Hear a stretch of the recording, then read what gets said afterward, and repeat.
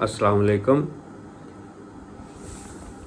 I've come before you with the idea of presenting Quran in the English language for the audience who understand English or who have English as a native language. Quran has been revealed in the Arabic language only because it was the native language of the Prophet, which was Prophet Muhammad alayhi salam, on which God revealed his verses for him, for Muhammad, to convey to his tribesmen. That is the only reason the Quran is in the Arabic language, and no other reason. Had the Quran been revealed in some other place other than Arabia of those time, maybe maybe in the subcontinent, in India, for instance, 1500 years back, the Quran would very well have been in the Sanskrit language. So really, language is only a carrier for your thoughts.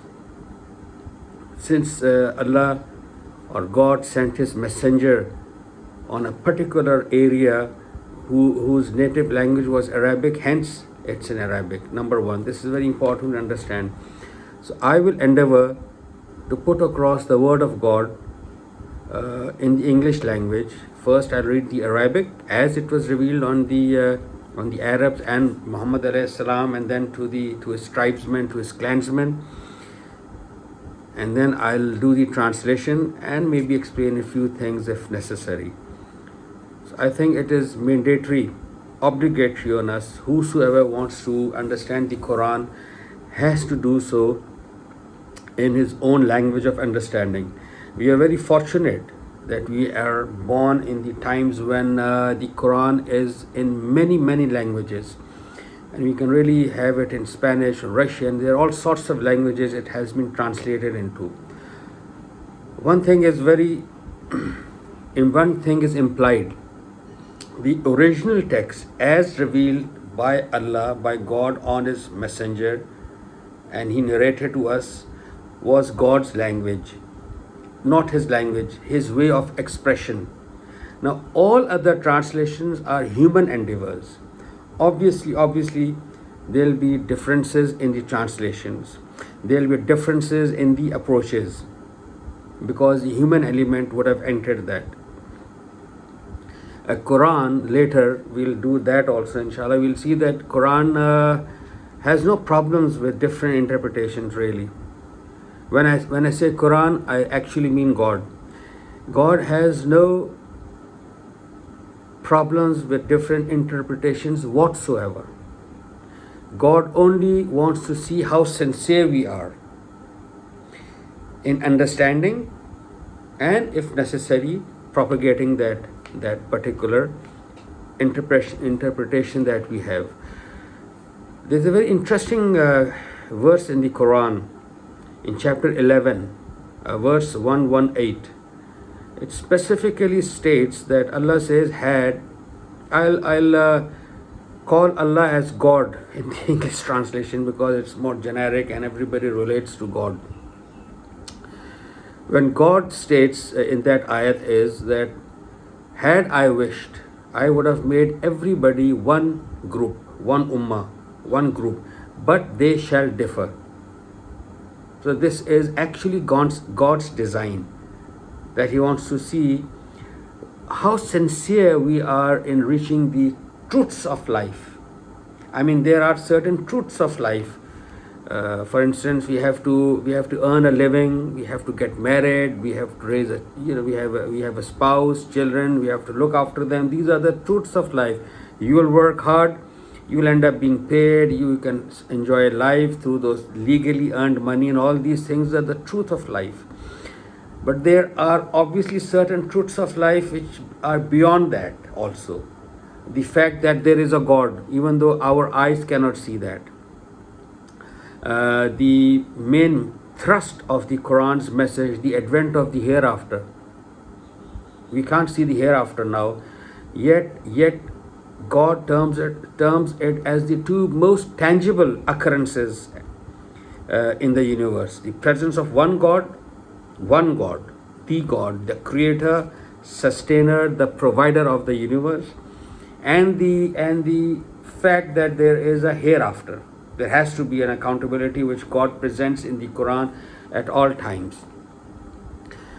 Now, these two realities of life are supposedly, we can't see them obviously, but God says that men or women or people who will use their intellect, who will have the eyes of vision, which can see beyond something, unlike the animals, the ears which can hear the truth, understand the truth, and kind of decipher it, and the heart which can testify the truth if the truth is presented in a plausible manner and that particular gentleman or that lady understands. So this is exactly what God says. I will see who is sincere. I can't see that. I can't see if I'm presenting you something, whether at the end of the presentation would my presentation would be effective enough for you to kind of understand it. It might not be effective. This is where the human element comes in. This is where God's design comes in, that we have to understand and maybe propagate, like I'm using this media here, and we kind of move along and become travelers in the quest for truth. It's very simple.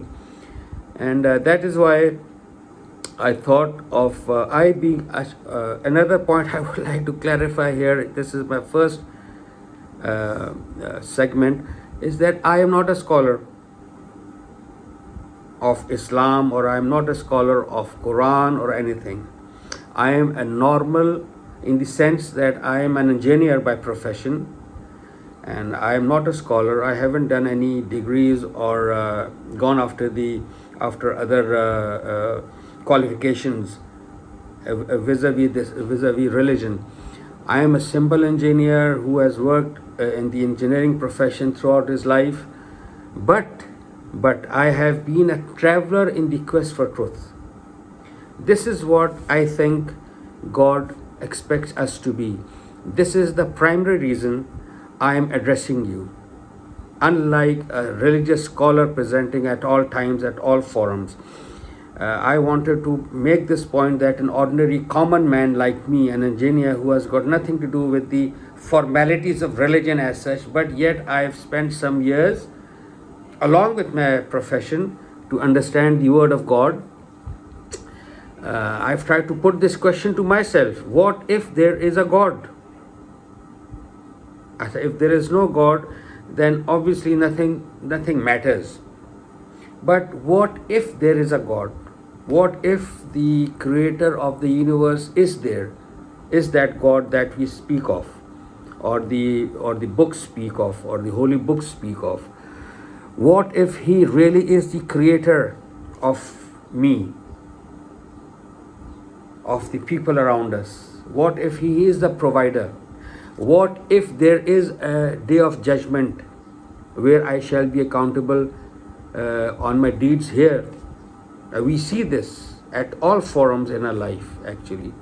Whatever we do in life, in whatever capacity, somehow down the lane we hold ourselves, or we deem ourselves accountable for our deeds, be it our spouse, our children, our employer, or this is how the world runs. It's all based on accountability, self-accountability even. So it makes perfect sense. That is what I've gathered, and we'll do this hopefully if we continue with these small clips. So we'll look into these things, whether all of these small accountabilities, does it translate into one big accountability in the hereafter. So I would really I've suggested myself to keep these clips maximum of 10 minutes. That is a fair enough time for our concentration, and then we can move on to the next clip. So I'll end here, and I'll immediately start off with the second clip. Thank you very much. Assalamu alaikum.